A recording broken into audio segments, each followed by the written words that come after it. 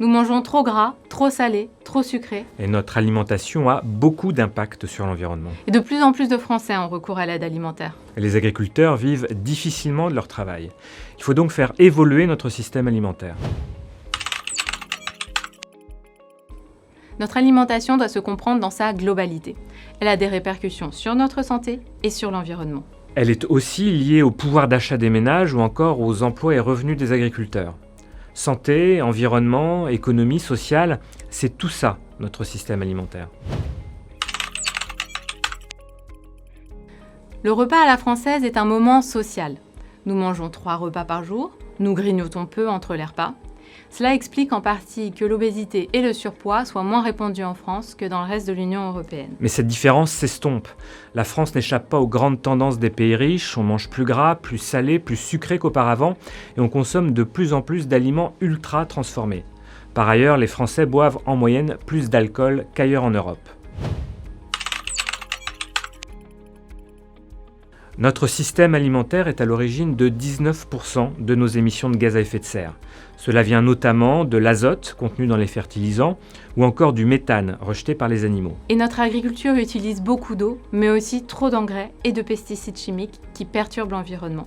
C'est le cas aussi pour environ 20% de notre alimentation qui provient de l'étranger.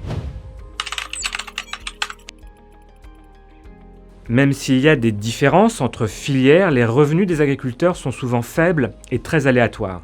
Ils dépendent des conditions climatiques, de l'évolution des prix des matières premières, du rapport de force avec la grande distribution. Cela joue sur l'attractivité d'un secteur qui est déjà très fragilisé.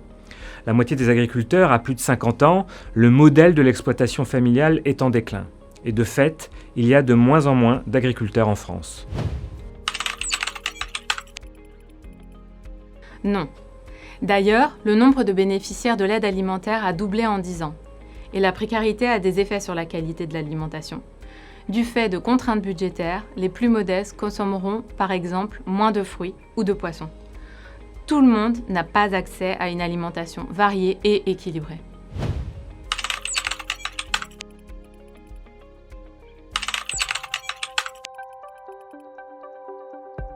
Soutenir les circuits courts, l'alimentation locale, notamment au sein des cantines. Adopter un régime moins riche en viande, améliorer l'information des consommateurs. Il existe plein de solutions concrètes pour encourager la transition alimentaire.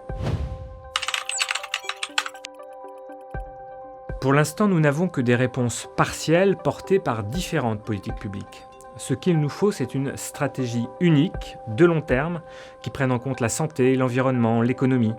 Et cette stratégie globale doit orienter les positions françaises, par exemple quand on négocie la PAC au niveau européen. Une fois cette stratégie interministérielle élaborée, on doit pouvoir évaluer son efficacité, mesurer concrètement ses résultats, ce que l'on ne fait pas forcément aujourd'hui.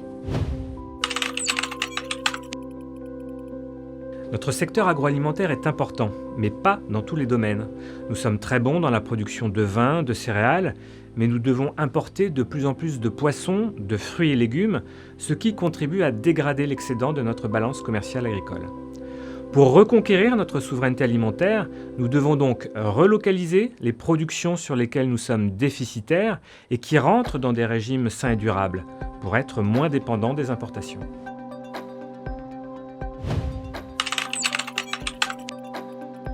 Demain, on devra consommer moins mais mieux de viande, plus de produits locaux et issus d'une agriculture plus respectueuse de l'environnement. Sauf que pour mieux consommer, il faut savoir reconnaître les aliments qui sont bons pour notre santé et ceux qui respectent l'environnement. Il faut donc éduquer à l'alimentation et développer l'information directement sur les produits avec des outils comme l'étiquetage Nutri-Score et l'affichage environnemental.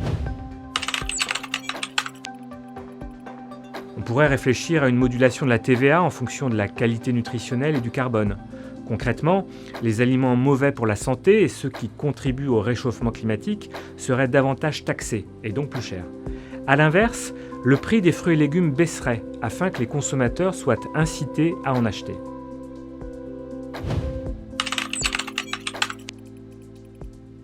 On peut améliorer notre modèle d'aide alimentaire actuel en proposant des produits de meilleure qualité et plus diversifiés, en identifiant mieux les personnes qui en ont besoin.